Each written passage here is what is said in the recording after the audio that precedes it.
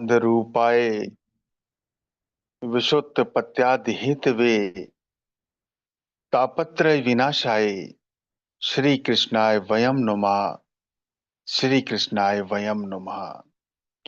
वो पारब्रह्म परमेश्वर जो सत्य चित्त आनंद है, वो जगत पिता ईश्वर जो इस सृष्टि को बनाने वाला, चलाने वाला और मिटाने वाला है, जो हमें हमारे दैहिक, दैविक और भौतिक तापों से बचाने वाला है, उन पारब्रह्म परमेश्वर जगत पिता ईश्वर के चरणारविंदों में नमन करते हुए उनकी दी हुई वाणी, उनकी दी हुई बुद्धि और उन्हीं के दिए हुए विवेक से आज पूज्य सद्गुरुदेव महाराज का सतोपदेश अमृत संगत की सेवा में प्रस्तुत करने से पूर्व नारायण रूप संगत को मेरा प्रणाम, सभी को सादर नमन। आप सभी को ओम ब्रह्म सत्यम। दिव्य सज्जनों, हम सभी परम सौभाग्यशाली हैं कि पूज्य सद्गुरुदेव महात्मा मंगत राम जी का मार्गदर्शन, उनका दिशा निर्देशन, उनका साहित्य हम सभी को मिला है। उनका सत्संग श्रवण करने का, सत्संग में सम्मिलित होने का, सत्संग का लाभ हम सभी को प्राप्त हो रहा है। प्रभु की, ईश्वर की हम सभी पर विशेष कृपा है, विशेष अनुकंपा है।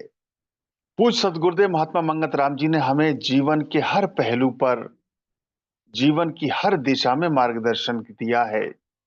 हमें ये बताया है, हमें ये समझाया है कि हमें इस संसार में अपने जीवन को कैसे व्यतीत करना है, अपने इस जीवन का किस तरीके से परम लाभ प्राप्त करना है, कैसे अपने इस मानव जीवन की को सार्थक करना है, कैसे इस जीवन को कल्याण के मार्ग पर ले जाना है। तो आज दास पूज्य सद्गुरुदेव महात्मा मंगत राम जी के दो सतोपदेश अमृत संगत की सेवा में रख रहा है। हम समझने का प्रयास करेंगे, हम जानने का प्रयास करेंगे कि इन सतोपदेश अमृत के माध्यम से पूज्य सतगुरुदेव हमें जीवन की कौन सी राह दिखा रहे हैं, हमें किस मार्ग पर ले जा रहे हैं, हमें कौन सा रास्ता दिखा रही हैं। सतोपदेश अमृत 51। शरीर रूपी यंत्र ही जीव का संसार है। शरीर कर्मों के समूह से बनता है। गुरुदेव कह रहे हैं जो शरीर रूपी जो यंत्र है, यही जीव का संसार है। शरीर जो बना है ये कर्मों के समूह से बना है। ये किसी एक कर्म का नतीजा नहीं। हमारा ये जो शरीर हमें मिला है, गुरुदेव कह रहे हैं, ये कर्मों के समूह से बना है, किसी एक कर्म का ये नतीजा नहीं है। और ये जो हमारा शरीर रूपी यंत्र है, ये जीव का यही संसार है। मानुष, पशु, जड़, जंगम के जिस कद्र अलग अलग शरीर नजर आते हैं, सबका शरीर शुभ अशुभ कर्म का ही मजमुआ है। गुरुदेव कह रहे हैं चाहे मनुष्य है, पशु है, जड़ है, जो अलग अलग शरीर नजर आते तो हैं, लेकिन जो सबका शरीर है वो उनके शुभ और अशुभ कर्मों का ही नतीजा है। शुभ और अशुभ कर्मों का ही वो समूह है। जन्म से लेकर अंत समय तक इस जीव की दौड़ राहत के वास्ते ही लगी है। सत्यता भी यही, जब से हमने होश संभाला है तब से आज तक हमारी जितनी भी दौड़ धूप है, जितने भी क्रियाकलाप हैं, जितने भी हमारे कार्य हैं, हम राहत के लिए तो कर रहे हैं, हम सुखों की प्राप्ति के लिए ही तो कर रहे हैं। हमारे जीवन के सारे कर्म राहत को अर्थात शांति को प्राप्त करने के लिए, सुखों को प्राप्त करने की दिशा में ही तो चल रहे हैं। जीव त्रिगुणी माया में ग्रसा हुआ है। जीव जो है ये त्रिगुणी माया से ग्रस्त है, त्रिगुणी माया से घिरा हुआ जीव है। ये तीन गुण कौन कौन से हैं? ये गुण है सत, रज और तम ही कर्म करने पर मजबूर करते हैं। ये त्रिगुणी जो माया है, ये सत, रज और तम के जो कर्म हैं, ये यही कर्म करने को मजबूर करते हैं। बुद्धि इन तीन गुणों से ही घिरी हुई है। हमारी बुद्धि भी इन तीन गुणों से घिरी हुई है, हम भी तीन गुणों से ही घिरे हुए हैं। हम जितना भी कर्म करते हैं इन तीन गुणों के अधीन ही करते हैं। ये तीन गुण प्रकृति से प्रकट होते हैं। आत्मा इन गुणों से न्यारी वस्तु है, निर्गुण है। ये तीन जो गुण है, सत रज और तम, ये तीनों जो गुण हैं ये प्रकृति से प्रकट होते हैं, परंतु आत्मा जो है वो इन तीनों गुणों से न्यारी वस्तु है, निर्गुण है। जब देह के अंदर सतोगुण प्रधान होता है, सत रज और तम तीन गुण गुरुदेव ने बताए हैं। अब गुरुदेव कह रहे हैं जब देह के अंदर सतोगुण प्रधान होता है तब श्रेष्ठ कर्म करता है, तब हमारा शरीर श्रेष्ठ कर्म करता है। जब हमारे अंदर देह के अंदर सतोगुण प्रदान होता है तो हम अच्छे कर्म करते हैं, सत्य कर्म करते हैं, सत्य मार्ग पर चलते हैं। श्रेष्ठ कर्म ही सत स्वरूप की अनुभवता को देने वाले हैं। जो श्रेष्ठ कर्म है उससे ही सत स्वरूप का हम अनुभव कर सकते हैं, सत स्वरूप की अनुभवता को देने वाले हैं।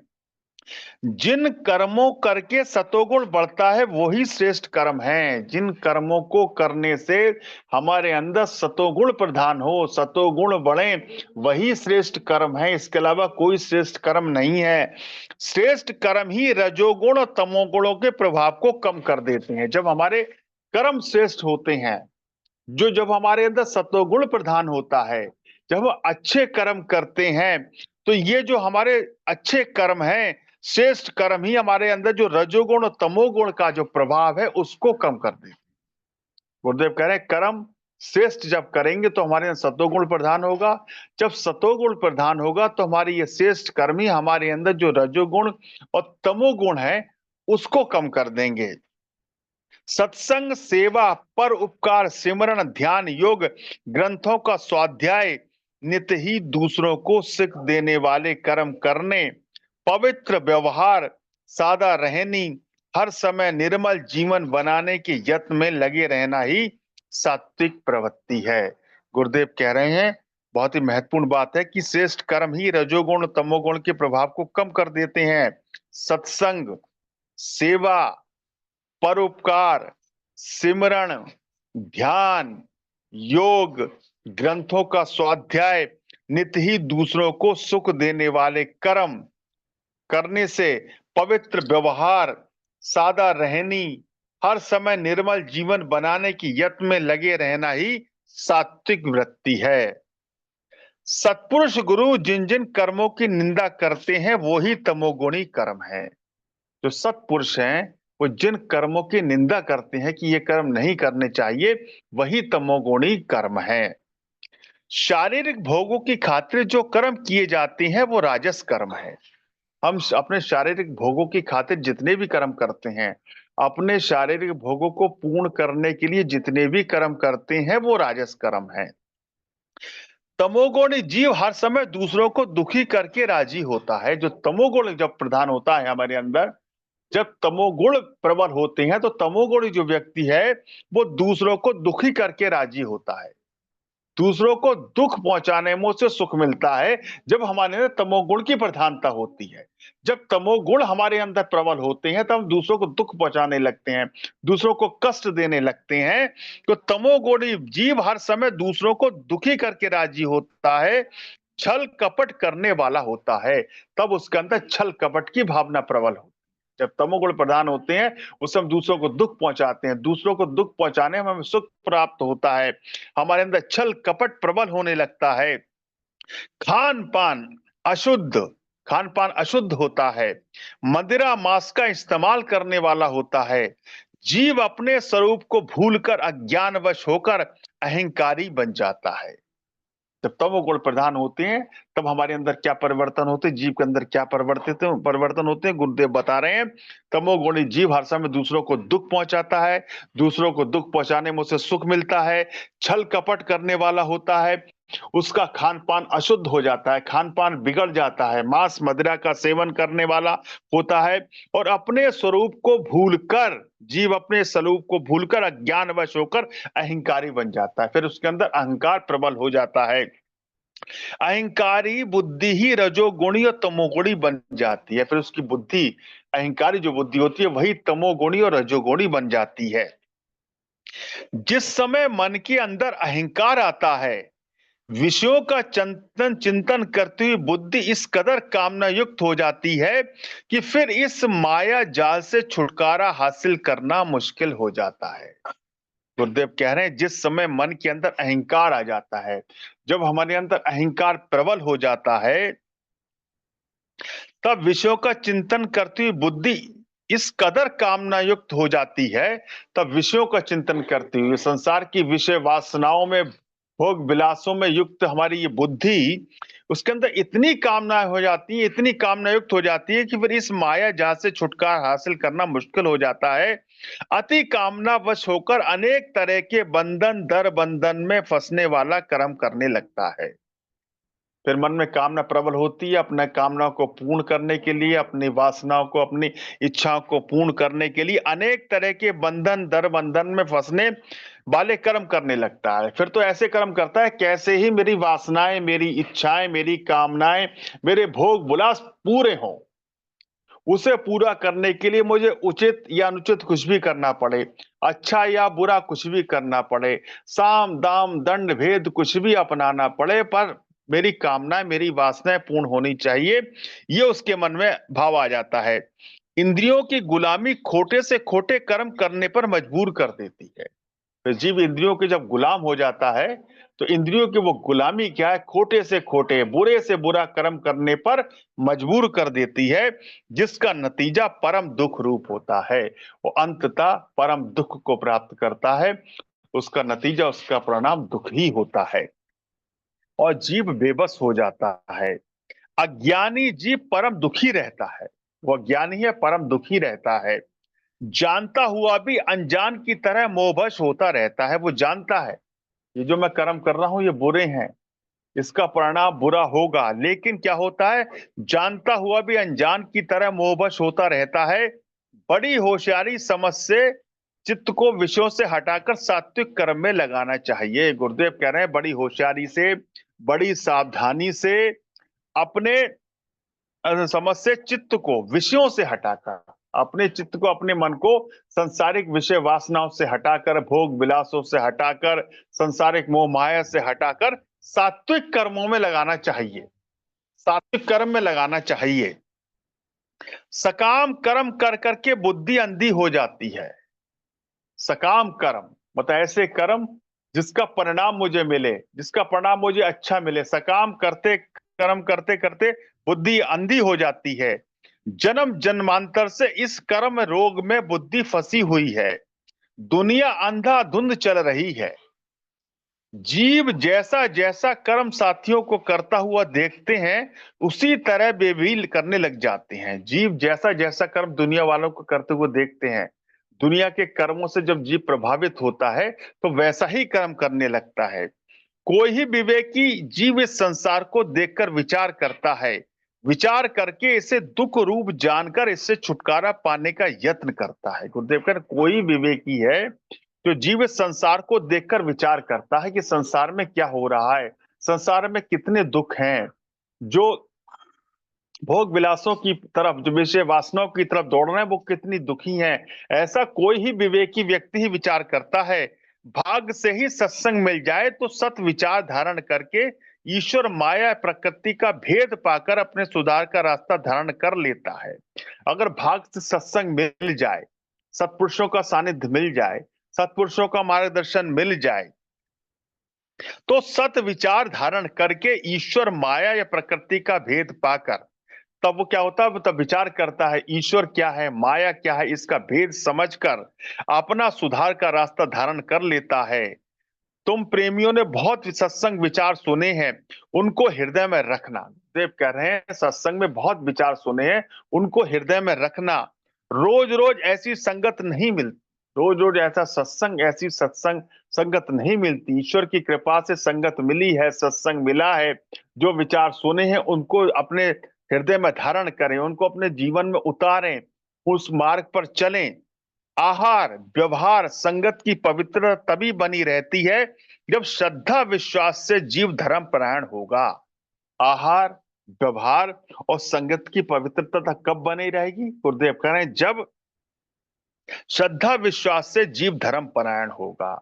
जब श्रद्धा से, विश्वास के, जब जीव धर्म परायण होगा, संसार के परायण नहीं, जब धर्म परायण होगा, तब आहार व्यवहार सत्संग की पवित्रता बनी रहेगी। इस भयानक काल में ईश्वर ही सुमत देवे, ताकि निधि गुरु पीरों के उपदेश को विचारते हुए उन पर अमल करते हुए संसार में आना सफल कर सके। गुरुदेव करें इस भयानक काल में, इस कलिकाल में, जहां चारों ओर जातिवाद, ऊंच नीच, भ्रष्टाचार का वातावरण है, जहां चारों ओर बुराइयां ही बुराइयां हैं, ऐसे में ईश्वर ही सुमति दे, सबको ईश्वर ही अच्छी मति दे, ईश्वर ही सब पर कृपा करे, ताकि निधि गुरु पीरों के उपदेश को, जो गुरु हुए हैं, जो पीर हुए हैं, जो महापुरुष हुए हैं, जो सत्पुरुष हुए हैं, उनके उपदेश को विचारते हुए उन पर अमल करते हुए संसार में आना सफल कर सके।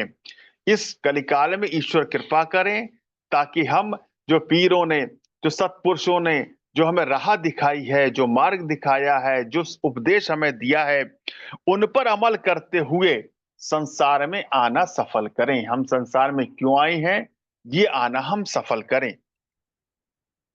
ये मानुष जन्म बड़ा दुर्लभ है। गुरुदेव कह रहे हैं मनुष्य जन्म बड़ा ही दुर्लभ है, 84 लाख योनियों भटकने के बाद मिला है। इस मानव जन्म जन्म की श्रेष्ठता तो शास्त्रों में सत्पुरुषों ने बताई है, गाई है। बड़े भाग्य मानुष तन पावा, सुर दुर्लभ सद ग्रंथनि गावा, साधन धाम मोक्ष कर द्वारा, पाई न जहीं पर लोक सवारा। तुलसीदास जी रामचरितमानस में कहते हैं, हमने अनेकों बार सुना है। संत कबीर इस मानव जन्म की महानता, इसकी श्रेष्ठता, इसकी उच्चता का वर्णन करते हुए कहते हैं और लिखते हैं कि दुर्लभ मानव जन्म है, मिले न बारंबार, टूटा फल जो पेड़ से, वो लगे न दूजी बार। ये मानव जन्म बड़ा ही श्रेष्ठ है, बड़ा ही दुर्लभ है, ये बार बार नहीं मिलता। ईश्वर की कृपा से एक बार मिल गया है। ये इसको ऐसे ही समझे कि टूटा फल जो पेड़ से, लगे न दूजी बार। एक बार किसी पेड़ से, किसी वृक्ष से अगर कोई फल टूटकर गिर जाए, फिर कितने ही प्रयास कर लें, कितने ही प्रयत्न कर लें, कितने ही जतन कर लें, दोबारा उस फल को उस वृक्ष पर लगाया नहीं जा सकता।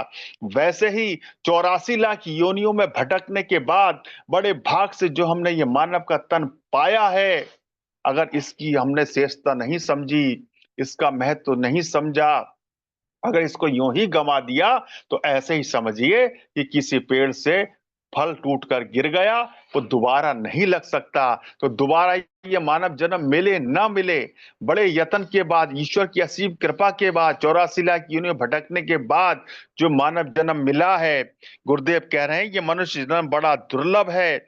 मनुष्य देह पाकर इसमें सत असत का विचार जीव कर सकता है। ये मनुष्य जन्म में ही सत असत का विचार कर सकता है। क्या अच्छा क्या बुरा है ये समझ सकता है, क्या श्रेष्ठ है ये समझ सकता है, अपने जीवन को श्रेष्ठ बना सकता है, अपने जीवन को कल्याण के मार्ग पर ले जा सकता है, 84 लाख योनियों से मुक्ति प्राप्त कर सकता है, ईश्वर की भक्ति कर सकता है, ईश्वर की प्राप्ति कर सकता है, ईश्वर प्राप्ति का जतन कर सकता है, सत्संग का श्रवण कर सकता है। ये इस मानव जन्म में ही संभव है, और 84 लाख योनियों में किसी योनियों में यह संभव नहीं है। तो गुरुदेव कर इसमें असत असत का विचार जीव कर सकता है। जितनी भी योनियां है, भोगमय योनियां है, जितनी भी योनियां है सब भोगमयी है। उसमें भोगना ही भोगना है, उसमें कर्म करने की स्वतंत्रता नहीं है, उसमें बुद्धि और विवेक ईश्वर ने नहीं दिया है। बुद्धि और विवेक का इस्तेमाल वो नहीं कर सकते। पशु पक्षी दीगर जड़ योनियां सभी अज्ञान की तरफ ले जाने वाली हैं। जितनी भी योनियां हैं, पशु पक्षी दीगर जड़ योनियां सभी अज्ञान की ओर ले जाने वाली हैं। अच्छे कर्म करके जो जीव सत मार्ग पर चलता है, वो ही सत सोजी प्राप्त करके अविनाशी सुख को प्राप्त कर सकता है। अच्छे कर्म करके, करके जो जीव सत मार्ग पर चलता है, जो सतो गुण को जीवन में धारण करता है, वो ही सत सोजी प्राप्त करके अविनाशी सुख को प्राप्त कर सकता है। वही अविनाशी सुख को प्राप्त कर सकता है। वही ऐसे सुख को प्राप्त कर सकता है जो सुख कभी दुख में परिवर्तित ना हो। वो परम शांति को प्राप्त कर सकता है। दीन दयाल सबको सत बुद्धि देवे। प्रभु की दयालुता तो हर एक जीव पर हो रही है। उस मालिक की याद ही परम सफलता की देने वाली है। गुरुदेव कह रहे हैं प्रभु की दयालुता, उसकी कृपा तो हर एक जीव पर बरस रही है। उस मालिक की याद में ही परम सफलता के देने वाली है, ईश्वर सबको प्रीत प्रतीत बख्शे। तो देखिए सतगुरुदेव के इस सतोपदेश अमृत के माध्यम से हमने समझा कि ये मनुष्य जन्म कितना श्रेष्ठ है, कितना दुर्लभ है, हमें मिला है। तो ये हमारी दायित्व है, हम इसको इस महत्व को समझें, अपने बुद्धि का सही उपयोग करें, अपने अंदर सतोगुण प्रदान करें, रजोगुण और तमोगुण से हम मुक्ति पाने का प्रयास करें, इसकी श्रेष्ठता को समझें, अपनी कामनाओं को, अपनी वासनाओं को, अपनी इच्छाओं को ना बढ़ाएं। अगर कामना रखनी है, कोई इच्छा रखनी है, तो केवल और केवल ईश्वर प्राप्ति की रखें, ईश्वर प्राप्ति का प्रयास करें, अपने जीवन को, अपने कर्मों को सतमार्ग पर लगाएं, ताकि हम इस जीवन की, इस मानव जीवन के महत्व को, इसके लक्ष्य को, इसकी श्रेष्ठता को समझकर परम कल्याण को प्राप्त कर सके, परम शांति को प्राप्त कर सके। अब आइए एक दूसरा सतोपदेश अमृत 54, जिसमें देखते हैं पूज्य सतगुरुदेव हमें किस मार्ग पर ले जा रहे हैं, हमें क्या राह दिखा रहे हैं। गुरुदेव कह रहे हैं, जब से जीव शरीर की कैद में आया है, इसे इंद्रियों के रस भोगों के ज्ञान का भी साथ पता लगता रहता है। जब से जीव, पता है पहले वाले सदुपदेश अमृत में गुरुदेव ने कि जो क्या है, ये शरीर रूपी यंत्र ही जीव का संसार है। तो उसी बात को आगे बढ़ाते हुए गुरुदेव कह रहे हैं, जीव जब से शरीर की कैद में आया है, इसे इंद्रियों के रस भोगों के ज्ञान का भी साथ पता लगता रहता है। जब से जीव शरीर की कैद में आए, इस इंद्रियों के क्या रस हैं, क्या भोग हैं, उनके ज्ञान का भी साथ साथ पता चलता रहता है। इस पांच तात्विक देह आकार में पांच दोष भी प्रकट होते हैं। जो पंच तत्व से हमारा शरीर बना है, इसमें पांच प्रकार के दोष भी प्रकट होते हैं। जीव मोहवश होकर अनेक विकारों में घिरा रहता है। जीव जो है मोहवश अनेकों विकारों में घिरा है। जितने भी विकारों में घिरे हैं, काम क्रोध लोभ मोह अहंकार, जितने भी विकार हैं, वो मोहवश ही जीव इसमें घिरा रहता है। अति संपत्ति को इकट्ठा करके भी इसे चैन नहीं है। कितनी ही संपत्ति इकट्ठी कर लें, कितनी धन दौलत इकट्ठी कर लें, कितना ही माल खजाना इकट्ठी कर लें, कितने ही भूखंड, कितने ही प्लॉट खरीद लें, कितने ही मल्टी स्टोरी बिल्डिंग बना लें, लेकिन इसे चैन नहीं आता। हमेशा ये चिंता में घिरा रहता है। भोगों को भोगते भोगते शारीरिक रोगों और मानसिक चिंता को पैदा कर लेता है। जितने अधिक संसार की ये भोग भोगता है, उतने ही शारीरिक रोग, उतने ही शरीर में रोग लगते जाते हैं, रोग भी बढ़ते जाते हैं।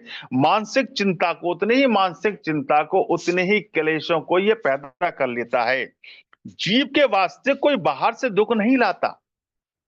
कोई जीव के वास्ते दुख कोई बाहर से नहीं लाता। जीव की अपनी शुभ अशुभ करनी ही उसके सुख दुख को सुख दुख का कारण बनती चली जाती है। जीव की जो अपने शुभ और अशुभ कर्म हैं, वही उसके सुख दुख का कारण बनती चली जाती। सुख और दुख का कारण कोई बाहर से नहीं आता, बल्कि अपने जो करनी है, शुभ या अशुभ, अच्छे कर्म कर रहे हैं या बुरे कर्म कर रहे हैं, जैसे भी कर रहे हैं, वही उसके सुख दुख का कारण बनती चली जाती है।